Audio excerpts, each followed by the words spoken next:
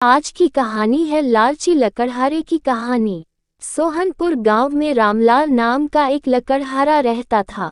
वो अपनी जीविका चलाने के लिए गांव के पास के ही जंगल से रोज लकड़ियां चुनता और उन्हें बेचकर कुछ पैसे कमा लेता था।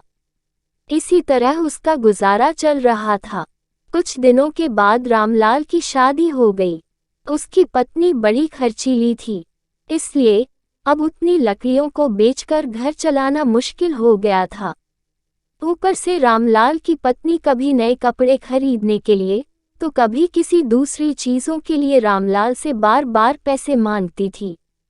अगर पैसे न मिले तो रूठ जाती।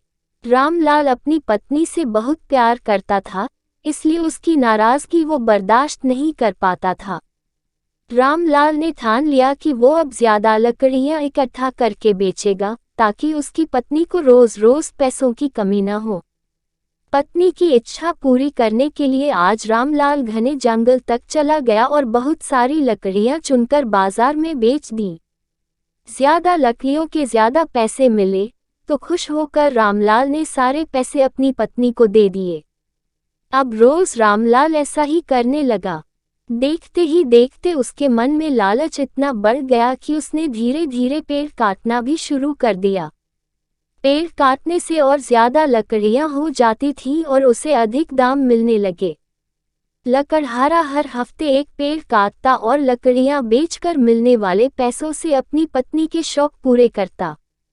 अब पैसे ज्यादा आ रहे थे तो घर भी अच्छे से चल रहा था। धीरे धीरे रामलाल ने पैसों को जुए में लगाना शुरू कर दिया। जुआ खेलने की लत ऐसी लगी कि रामलाल एक मोटी रकम इसमें हार गया। अब इस रकम को चुकाने के लिए रामलाल ने एक दो मोटे मोटे पेड़ काटने का फैसला लिया।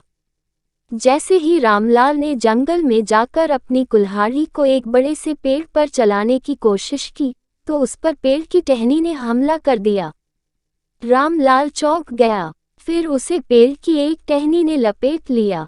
रामलाल कुछ समझ नहीं पाया कि यह सब क्या हो रहा है। तभी पेड़ से आवाज आई, मूर्ख, तू अपने लालच के चक्कर में मुझे काट रहा है। तू सारे पैसे जुए में लुटा देता है और फिर पैसे लौटाने के लिए पेड़ काटने आ जाता है। तुझे पता है कि पेड़ कितने कीमती होते हैं। हमारे अंदर भी जान बसती है और हम तुम इंसानों को जीने के लिए हवा, धूप में छाया और भूख को शांत करने के लिए फल देते हैं, लेकिन तू अपने स्वार्थ के लिए हमें ही काट रहा है। पेड़ ने कहा, आज तू रुक, यही कुल्हाड़ी मैं अब तेरे ऊपर चलाऊंगी। पेड़ की टहनी कुल्हाड़ी से रामलाल पर वार करने ही वाली थी कि वह गिड़गिड़ाने लगा। उसने माफी मांगते हुए कहा, मुझसे गलती हुई है, लेकिन मुझे सुधरने का एक मौका दो। अगर आप मुझे मार दोगे तो मेरी पत्नी का क्या होगा?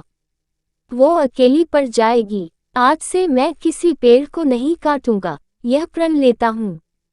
यह सब सुनकर पेड़ को रामलाल के ऊपर दया आ गई। उसने रामलाल को छोड़ दिया। छूटते ही रामलाल भागकर अपने घर गया और पैसों के लालच में न आने का संकल्प ले लिया। कहानी से सीख, लालच में आकर पर्यावरण के साथ खिलवाड़ नहीं करना चाहिए। हमें ऑक्सीजन पेड़ से ही मिलती है। इन्हें काटकर हम खुद अपने जीवन में संकट को ला रहे हैं।